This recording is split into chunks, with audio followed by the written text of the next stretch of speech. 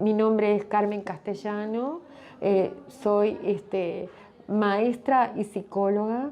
He trabajado en la educación especial, fui inspectora nacional de educación especial y tuve tempranamente un encuentro con el autismo que me permitió o que me desafió a seguir pensándolo en todas mis formaciones posteriores, en diplomados, posgrados, maestrías, interrogándome respecto a este enigma del autismo. Bueno, uno de los factores de preocupación con respecto a esta condición es el aumento de su prevalencia. Nosotros estábamos en los inicios de las investigaciones en el siglo XX, ya avanzada o comenzaba la segunda mitad del siglo XX, teníamos un caso cada 10.000 y después fue aumentando y hoy tenemos estadísticamente y en todos los países del mundo una prevalencia de 1 cada 100, hay cifras que varían entre 1 cada 100 a 1 cada 69, chicos. Entonces es demasiada la frecuencia que existe, entonces en realidad tenemos que poder pensar en esta condición y también pensar en las causas, ¿verdad? Y en eso están los equipos técnicos o los equipos de investigadores abocados, pero quienes trabajamos con ellos tenemos que trabajar interviniendo con una población que es de alta prevalencia, en las escuelas, en todos los lugares. Por otro lado, esto de la importancia de la intervención oportuna. O sea, la intervención oportuna sería apenas se puede percibir que un chico tiene esta condición. En este sentido, y en esto se está trabajando, aunque hay que seguir trabajando mucho más, sé que los equipos de salud, y en este país también, están como muy atentos a los síntomas tempranos de interacción de los niños. Y hay incluso, hay muchas mamás incluso que dicen tempranamente, cuando todos piensan que no pasa nada, que es un niño normal, que ya sienten que hay algo en la comunicación que no está.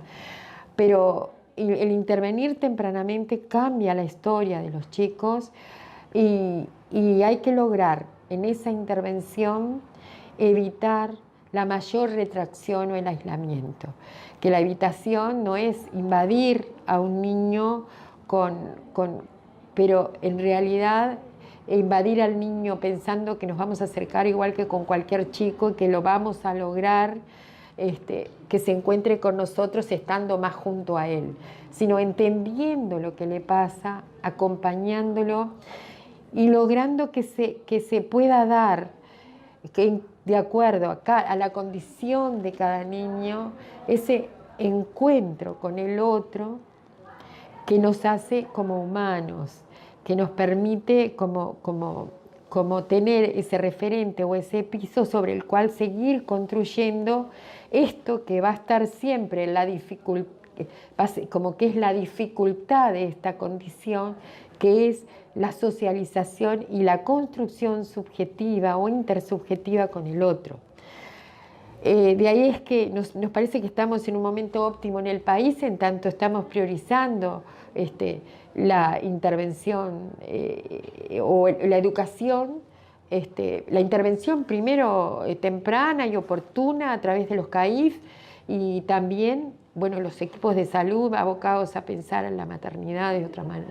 Desde estos lugares también tenemos que seguir avanzando en eso y por otro lado en las escuelas a través de la apertura de jardines de infantes para niños a partir de los 3 años, ¿verdad? O sea, creo que esa protección o ese acompañamiento, conociendo la condición del niño y sabiendo de cómo hay que acompañarlo, porque el desafío es acompañarlos desde ese vínculo con los objetos, de ese aislamiento a la relación y al sentirse seguro con los espacios y los objetos, a lograr encontrarse con otros para simbolizar aspectos que tienen que ver con el mundo en el que estamos todos y que tenemos que estar todos, ¿verdad? Y todo lo que tenga que ver con los sonidos musicales, las armonías, hacen que él atienda, se conecte con el mundo, quiera, si es un objeto el que hace la música, quiera encontrarse con ese objeto. Eso implica que en ese chico, que de repente hay otros aspectos que no están como muy comprometidos, el camino es ese. Nosotros de alguna manera el estar atentos siempre a esto de las sensorialidades y a la atención del niño, que es una construcción corporal de encuentro con el otro. O sea, la atención, nosotros pensamos que es una función solo intelectual, es una función corporal. Y lo que nos tenemos que nosotros siempre preguntar en relación a es ¿qué atiende un niño autista cuando no atiende? Pero a su vez, ¿qué está atendiendo del mundo? A su vez, ¿qué del mundo lo hacen retraerse? Y en esas preguntas de eso que puede pasar desapercibido es donde nosotros podemos encontrar las claves de cómo encontrarnos con él. Pero siguiendo un poquito con esto, este encuentro es con un niño que tiene una condición que tiene que ver con lo que el sujeto humano presenta en el mundo, que es una neurodiversidad que en él está más exacerbada, es un poco diferente en su forma de enfrentarse con el mundo, pero también existe neuroplasticidad en todos los seres humanos.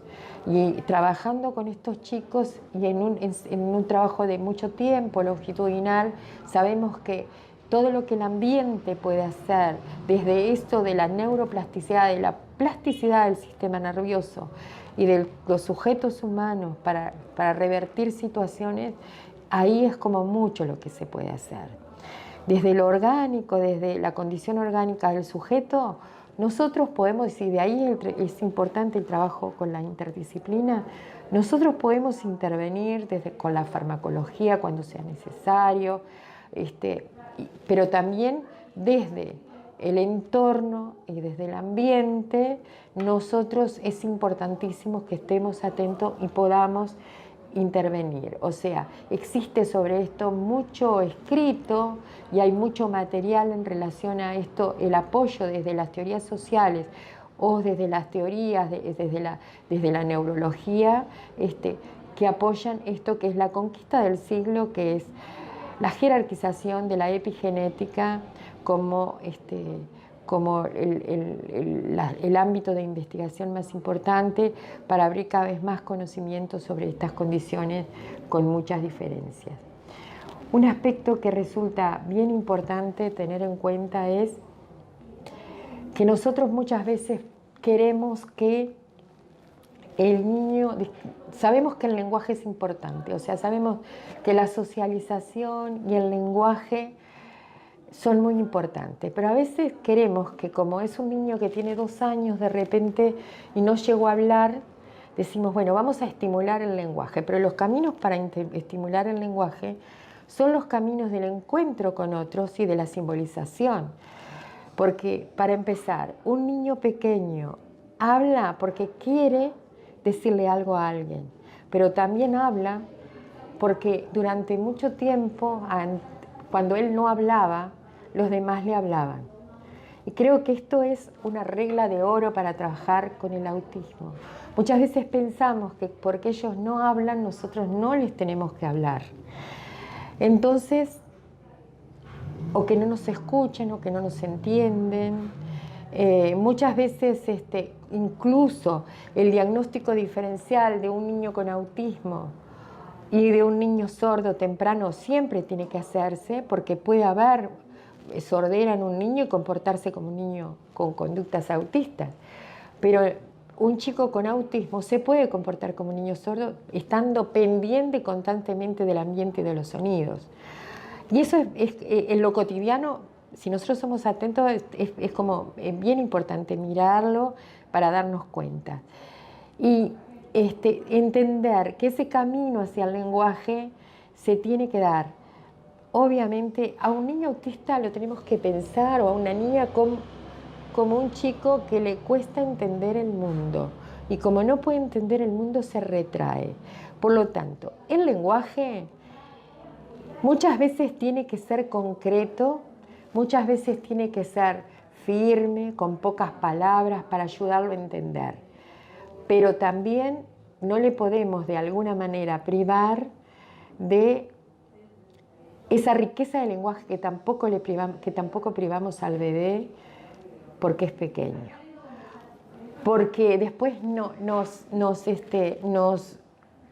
el desarrollo nos prueba que llegan a desarrollar muchos de esos un lenguaje elaborado. Algunos no, porque hay otro aspecto que también es importante.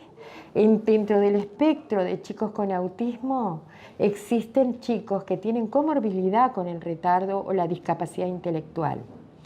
Eso no lo podemos saber cuando un niño es pequeño, porque si está afectada la comunicación con el entorno es muy difícil saber qué cosas no hace, no responde o no dice porque se retrae o qué cosas no dice porque no entiende.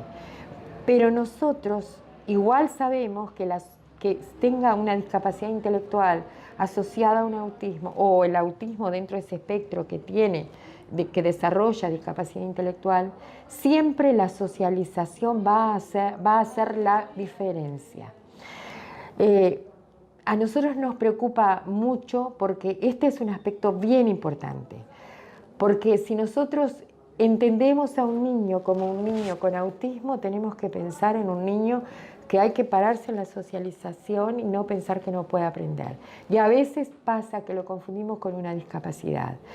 Esto pasaba históricamente, fue en 1940 Kanner cuando estudió una población de chicos pequeños con algunas características de las que tiene el autismo ahora, pero que en realidad fueron 11 chicos que diagnosticó con autismo y a partir de ahí se teorizó y su teoría, sus investigaciones y sus conclusiones aún son vigentes hoy. Realmente como dieron cuenta de esa diferencia que tampoco era tenida en cuenta en ese entonces. Y aún hoy a veces nos preocupa mucho en la educación, nos preocupa mucho en la clínica, esto de esa no confusión. También como aporte a lo largo de la historia se sumaron, y casi en la misma época, la década del 40, las investigaciones de Asperger, de otro médico que se dedicó a estudiar niños más grandes que estaban escolarizados y que se caracterizaban por tener intereses especiales y que manifestaban tener capacidades, pero en realidad el tema de la socialización, de la comprensión del mundo de lo humano, como los demás, estaba muy, pero muy comprometido. En realidad, lo que se llamó síndrome de Asperger se integró recientemente al grupo de los chicos dentro de las clasificaciones del DSM-4. Se integró de las clasificaciones de enfermedades mentales, que en realidad incluye las diferencias de todos los chicos. La salud integra el síndrome de Asperger al trastorno del espectro autista y se empieza a hablar de trastorno del espectro para que nosotros pensemos en una gran variabilidad de sujetos. Y lo que Asperger aportó como de muy importante, que tiene muchísima importancia que lo tengamos en cuenta, es que los chicos con esta condición, sí, eso sí, cualquiera de los chicos con esta condición, atiende una parte del mundo mucho más que otras y sobre esa profundiza. Y a partir de eso que atiende del mundo, es como intenta abrir esa pequeña ventana a entender el mundo de los humanos que funcionan de otra manera, que funcionan con una socialización mayor que la que él puede lograr. Eso es coloca a la educación en un lugar y a las familias, a que los adultos que estén cerca y también desde la clínica, en un lugar de pensar. Que tenemos que entender bien estos lugares del mundo que el chico jerarquiza porque es a partir de ahí que ellos pueden intentar entender el mundo. En la educación implica, muchas veces es como común la imagen de ver un chico con autismo que no puede, que está permanentemente con un objeto, por ejemplo, y que hoy estuvimos hablando de un chico con autismo que también es frecuente que hay objetos que son de más de su predilección, con un dinosaurio. Entonces, generalmente, siempre está con el dinosaurio. Lo que las personas tienden a pensar, algunos docentes o las familias, es que hay que sacarle ese dinosaurio para que atienda otras cosas. Y en realidad ese no es el camino. El camino es dejar el dinosaurio, trabajar con él y con el dinosaurio, darle vida a ese dinosaurio, darle un sentido, entender que el dinosaurio no estuvo y abrir todo el conocimiento que hay en torno al dinosaurio, y a partir de ahí comenzar a interesarlo por otros objetos. Esto que ha sido teorizado como los que llamamos objetos autistas. Decimos que a un chico con autismo le cuesta acceder a la simbolización de la misma manera que un niño que no tiene autismo. Entonces recurre a los objetos no para jugar y recrear el mundo a través de ese objeto, sino para aferrarse a algo del mundo que a él le interesa, y somos nosotros lo que les tenemos que ayudar a partir de ese objeto a abrir y recrear el mundo. Ese objeto, en este caso, era el dinosaurio. Con el niño pequeño que les comenté antes de 3 años, eran las letras. No quería jugar con ningún objeto, solo quería las letras. Se armaba todo el abecedario, pues se trataba de un chico con Asperger, ¿no? Entonces armaba todo el abecedario, inclusive está tan focalizado en eso, porque ahora ya no está, que nombraba todo el abecedario en inglés. Era lo único que hablaba, porque no tiene lenguaje de comunicación, no dice palabra, A, B, C, eso sí, pero las demás palabras no. Pero a partir de que se está empezando un proceso de que no se le quitó las letras, la estrategia fue no quitarle las letras, sino ponerle mucho más letras que las que hay en un abecedario, y ponerlo en resolver la dificultad y también enfrentarlo a situaciones donde él atiende cosas del mundo, enfrentarlo a algunas otras cosas que atiende y ponerle nombre de palabras. En este momento él arma palabras, incluso escribió la palabra mamá cuando vio a su mamá y se la acercó. Ese es el camino por el que nosotros creemos que ese chico va a ceder al lenguaje de comunicación. Ese es su objeto autista. Para otro chico, quizás sea una música, puede ser un objeto autista. Un objeto autista es aquel objeto del mundo por el que el niño se interesó. Y se interesó y lo incorpora como una parte de él. Porque hay una cuestión que tiene que ver con la construcción de la corporeidad de un niño con autismo, que eso es algo bien importante a tener en cuenta. En general decimos, son niños, siempre hay excepciones, porque siempre hay historias distintas, y las excepciones tienen que ver con esa diversidad que también, como todos los sujetos tenemos, ellos tienen, ¿verdad?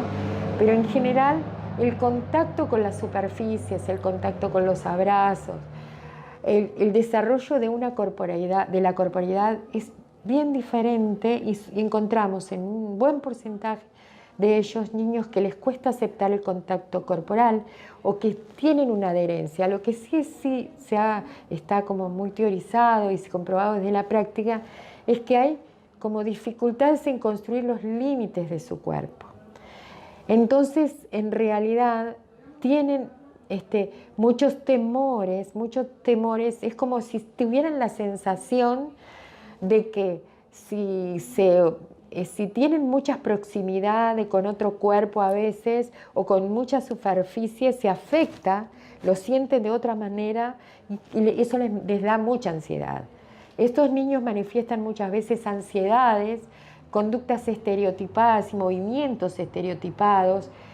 Muchas veces observamos que tienen contactos alejados de la superficie, ya sea porque caminan en punta de pies o porque toman, la presión del lápiz es siempre desde los extremos y en la medida que van trabajando, que se van encontrando con otros en las producciones, pueden llegar a una prensión más próxima, ¿verdad? El tema de la escritura también es una aproximación que se hace no con la misma naturalidad de un niño, por eso es importante que sea acompañado, pero el tema de la construcción de la corporalidad tenemos que pensarlo como si fueran cuerpos abiertos, que si tienen muchos estímulos, a veces si hay mucha gente, las multitudes, ellos o sea, todo lo que son, muchos humanos, porque los humanos somos impredecibles, entonces realmente ellos tienden como a retraerse. Por eso es que también están siempre muy pendientes de lo espacial y de lo que tienen en el entorno. Son muy perceptivos de lo que está en el entorno y por tanto, por esta condición, cuando hay algún cambio lo perciben y cuando hay demasiados estímulos, por esto de la sensorialidad, también tienden a replegarse o tienden a, de alguna manera, manifestar en su corporeidad y en su gestualidad mayor hipertonía, mayor retracción y mayor aislamiento. Esta importancia de los objetos o del espacio donde ellos se desplazan, que en realidad es como un continente para su cuerpo, es como importante tenerlo en cuenta, porque si un niño va a ingresar a una escuela, primero tengo que esperar que se habitúe, obviamente se ingresa a una escuela a los ruidos y lo demás, pero también a los espacios, mostrarle. Y no es menor, porque un chico una vez me dijo, un chico Asperger, que son los que pueden contar cuando son acompañados y evolucionar, aquella vez que tú me llevaste a recorrer los espacios, a mí me llegó algo como que tú estabas entendiendo que yo era diferente. Y eso no es menor para la confianza que tiene que elaborar un niño con o niña con estas características. La otra cuestión es las rutinas, la importancia de las rutinas. Muchas veces pensamos, y también sobre todo en las familias es muy comprensible, nosotros que muchas veces probamos en un lugar y decimos, no sé si este será el mejor cambio para acá, o voy a esta escuela, voy a esta otra. A veces lo justifica, pero cuando lo hacemos, creo que es con cualquier niño.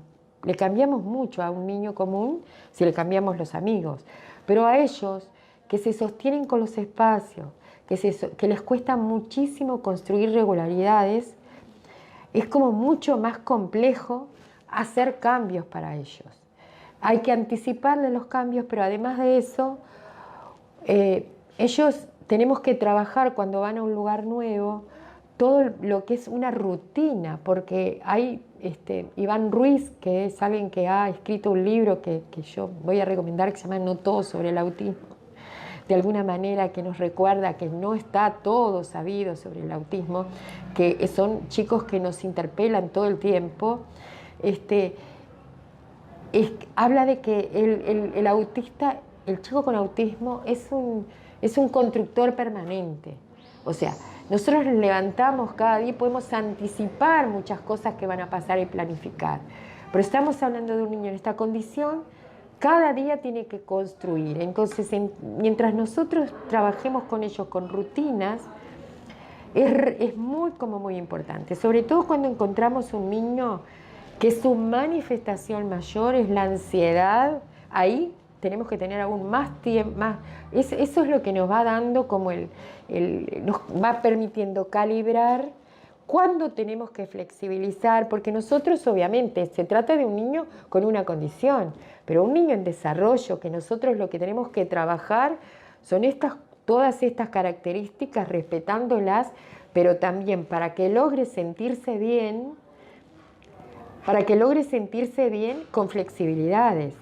Y ellos lo van logrando, pero tenemos que ir calibrando cuánto de ansiedad los cambios le van generando, esos pequeños cambios, para ir recién introduciendo otros. Por eso las rutinas y las anticipaciones son absolutamente indispensables en estos chicos. Hablaba con una maestra ayer Ustedes dirán, ¿con cuántas maestras hablas? Y hablo con muchas maestras. Ayer hablaba con una maestra y hablaba, pero las agendas, cuando uno hace agendas, son buenas para todos los niños. Sí, son buenas para todos los niños, pero la diferencia está que para un niño con autismo es indispensable tener agendas en las que yo les anticipe, incluso le anticipe qué va a pasar después y si hay un cambio, más que más, pero aunque no haya cambio, ir ayudándole a construir esas regularidades. Cuando un chico es pequeño, en general, o en el desarrollo, y dependiendo de las características del chico, lo va dejando cuando lo va necesitando, pero las imágenes son sumamente importantes. Hay una condición del autismo, una condición que es una condición neurológica, comprobada, es que piensan en imágenes. Por esto quizás no sabemos si es la condición neurológica, pero es también esa cuestión que tienen que estar como pendientes. Si están como pendientes, se sostienen en los objetos, se sostienen más en los objetos que en los vínculos, aunque sí logran vínculos, ¿verdad? Y después se sostienen, pero por su condición natural, entonces ellos piensan en imágenes. Eso es una condición que debe ser pensada como una capacidad. De hecho, las historias de muchos autistas con buena capacidad, con buen acompañamiento, con buen desarrollo, nos han mostrado, y aún aquellos que no tienen tanta capacidad, nos han demostrado que pueden desarrollar altísimas capacidades en producciones que tienen que ver con la puesta en funcionamiento de esa capacidad de pensar en imágenes. Hay un libro que es de un autista Asperger, que es Temple Grandin, que justamente se llama Pensar con imágenes. Temple Grandin hoy tiene 60 años, no sé cuántos años tiene, pero es una persona grande. Y ella, hay una película también sobre ella, y ella en realidad relata en ese libro, es autobiográfico, y como es una autista Asperger y que tiene muy buena capacidad, trata de transmitir la forma en que piensa y que piensan los chicos con Asperger. Esto de la imagen es como muy importante porque muchas veces esos son los caminos que tenemos que seguir para lograr otros logros. Lograr que entienda el mundo. Por ejemplo, si nosotros queremos lograr que un chico con autismo entienda determinadas situaciones, siempre la mediación de imágenes va a ser la más rápida por la que nosotros podemos llegar. Y si queremos, como queremos todos, es que desde la educación ellos se alfabeticen, en realidad el camino es a través de la imagen lograr la escritura. De hecho, nosotros acompañamos durante mucho tiempo a un grupo, a una escuela como supervisores, en la que el profesor de artes visuales, que desarrolló y que es en realidad alguien con mucha capacidad y mucha formación, ¿no? y práctica con el autismo, desarrolló, escuchando a los chicos con autismo a través de sus producciones, esto que es el relato de la producción plástica que tenía.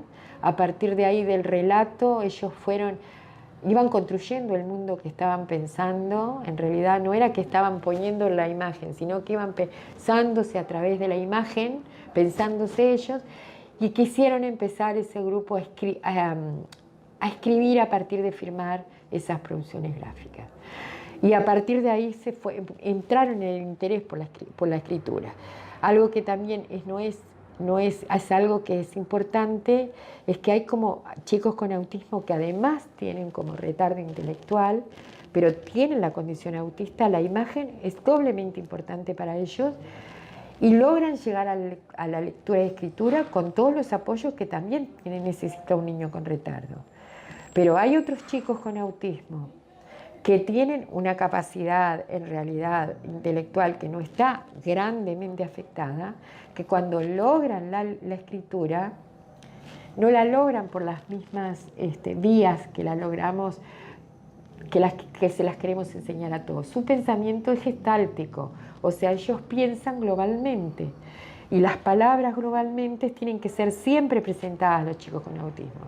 Y no es inusual que ellos, cuando logran entender el sistema de lectura-escritura, no tengan siquiera una falta de ortografía. Porque ese pensamiento es visual y lo que hace es a captar rápidamente las diferencias en la gestal y respetarlas y tenerlas muy pero muy en cuenta. Otro aspecto que es como bien importante de considerar es, y que tiene que ver con esto del pensamiento visual, que son niños muy amigos de la tecnología.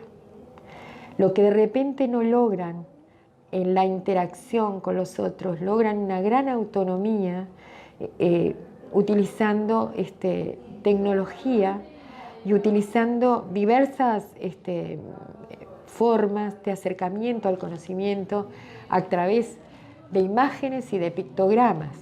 Entonces, pueden también desarrollar altas capacidades en el trabajo con robótica. En este aspecto de la tecnología, de acuerdo a muchos autores, hay varios aspectos. Uno, lo que tiene que ver con la atracción de ellos por la imagen y por todo lo que es los brillos y las sensorialidades intensas que les brinda generalmente los elementos tecnológicos. Lo otro es que ellos pueden manipular la tecnología sin necesidad de que alguien medie y los acerque a un conocimiento, sino que ellos hacen la búsqueda en función de lo que les interesa y en función de lo que ellos quieren completar como conocimiento. Es como un buen recurso de la mediación docente o de la familia o del técnico, saber qué le interesó de la tecnología, qué palabras se escribe, qué está pensando, porque no nos hablan y nosotros necesitamos saber qué está pensando para intentar interactuar con ellos. Entonces, y hay otro aspecto con esto también. A veces, para nosotros es muy difícil cuando tenemos que respetar esos tiempos que ellos necesitan estar solos. Se suele decir que un chico con autismo a veces no tolera mucho tiempo en un aula, por ejemplo. Y sí, eso está así, porque a veces todos los estímulos del entorno son demasiados y lo cansa. Y realmente entonces lo que a veces se utiliza como estrategia es que el chico salga fuera del aula con alguien acompañándolo y que luego vuelva a entrar o a hacer alguna tarea o a leer un libro con alguien o a leer lectura de imagen, depende de la edad, del desarrollo que haya tenido, y después volver.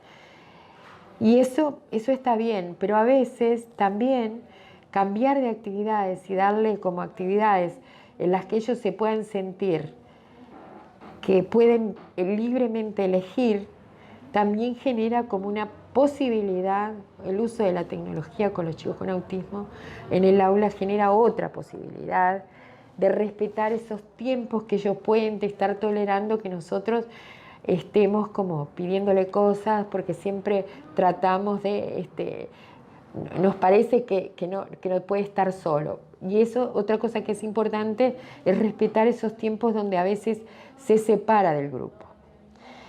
Cuando nosotros trabajamos decimos que tenemos que trabajar con un niño con estas características, siempre que sea posible, y creemos que debe ser en la mayoría de los casos en un ambiente común,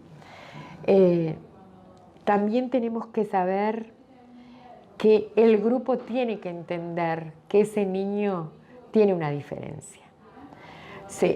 Nosotros tenemos que trabajar con todo el grupo, pero no solamente que ese niño tiene esa diferencia, sino que todos tienen diferencia y que su diferencia va a implicar que a veces, por ejemplo, el docente diga, bueno, necesitamos acompañarlo a leer un librito en otro lugar, o necesitamos acompañarlo de esta manera. Los niños, y esta es nuestra experiencia, imitan muy rápidamente y atienden y aprenden si uno plantea en el grupo que todos somos diferentes y empezamos a trabajar con qué se necesita cada uno.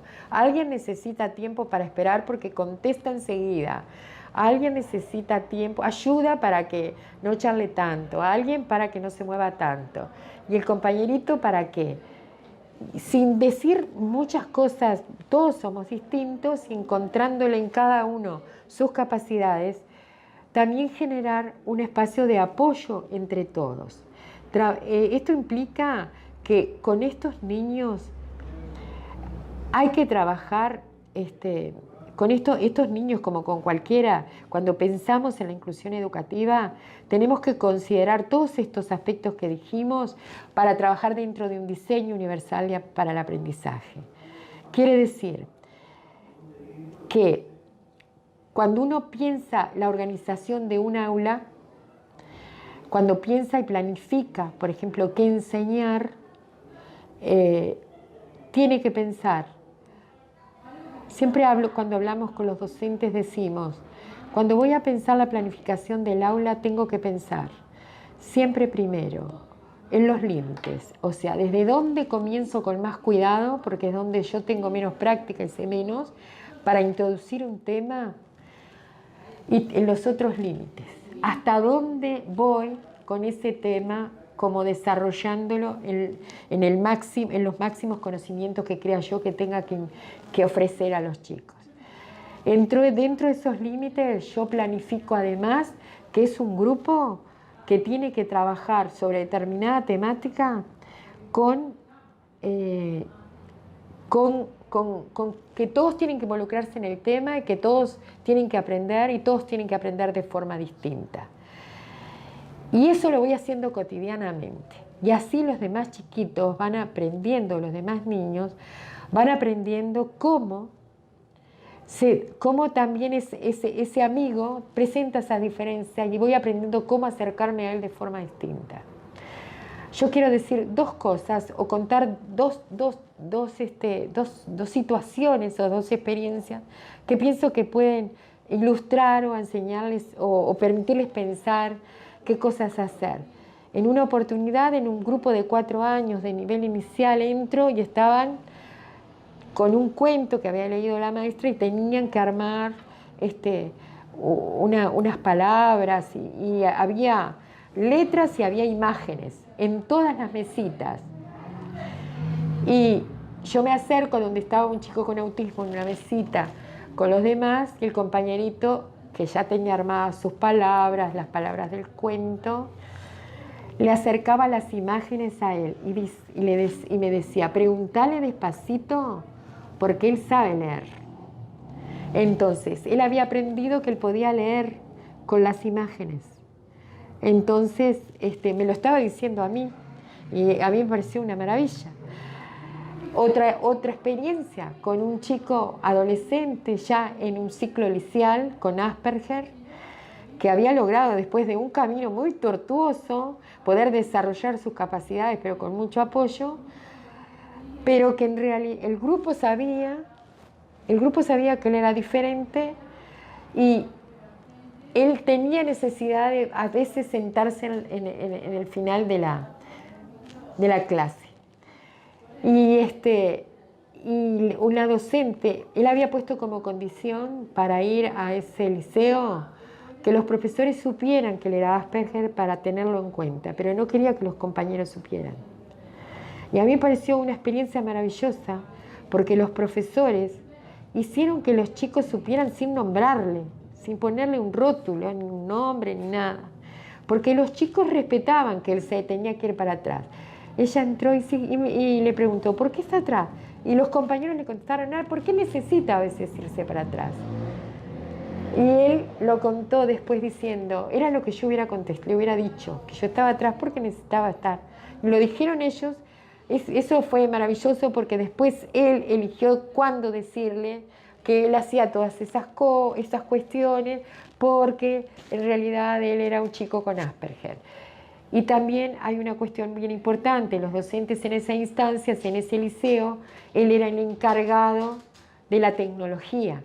O sea, cuando había que pasar o todo ese tipo de cuestiones, lo hacía él. A mí me parece que todas estas experiencias como dan cuenta de que tenemos que trabajar cada vez más y como muchos más juntos. Por esto, yo no mencioné, pero hablé al comienzo de la importancia de generar equipos, de trabajar en equipo. Me parece que todos estos chicos necesitan una mirada de la salud, el seguimiento de la salud, no solamente los chicos, también las familias. Las familias son una parte muy importante. Y ya sea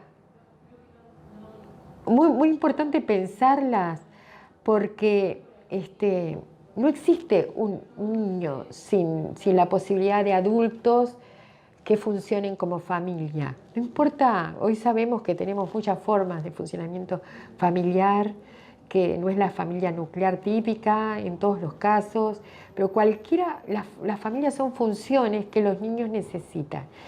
Pero esa mamá, o quien cumpla la función, espera, igual que el docente, que espera encontrarse con un niño que le responda como cualquier niño esperado y responde con algo que no lo puede entender, está en la misma situación que a veces está el docente, ¿verdad? Y ambos necesitan de externos, de quienes los acompañen, y también entre ellos mismos, de poder entender que son procesos de ansiedades, de acompañamientos que se necesitan. Por eso, la práctica entre muchos, que implica obviamente la atención de la salud y el seguimiento de la salud del médico, del neuropediatra, del psiquiatra, es muy importante, pero también de otros técnicos, del fonoaudiólogo, del psicomotricista, para trabajar con ese cuerpo abierto que es necesario que se reasegure, ¿verdad?, frente al entorno. También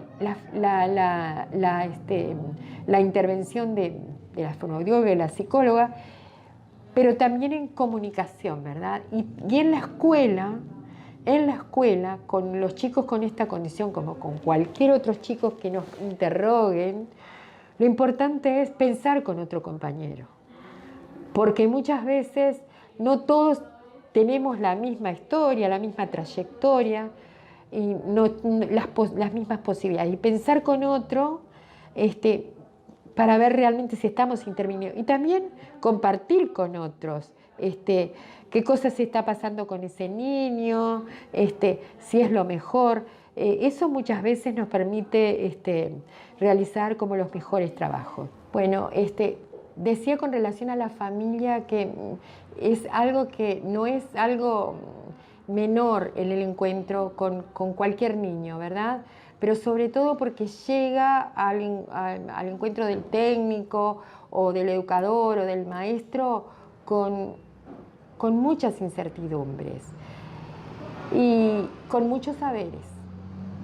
Y de la misma manera que nosotros tenemos que mirar y tenemos que pensar que ese niño con autismo, esa niña con autismo, tiene una condición que nosotros tenemos que conocer, y porque cada uno es único, de esa misma manera tenemos que pensar que la familia tiene un saber, tiene una trayectoria, tiene una forma de sentir y de vivir con ese niño que nos va a aportar y que nos aporta para entender, y que en realidad nosotros somos una parte de la educación de ese niño y que la otra es la familia.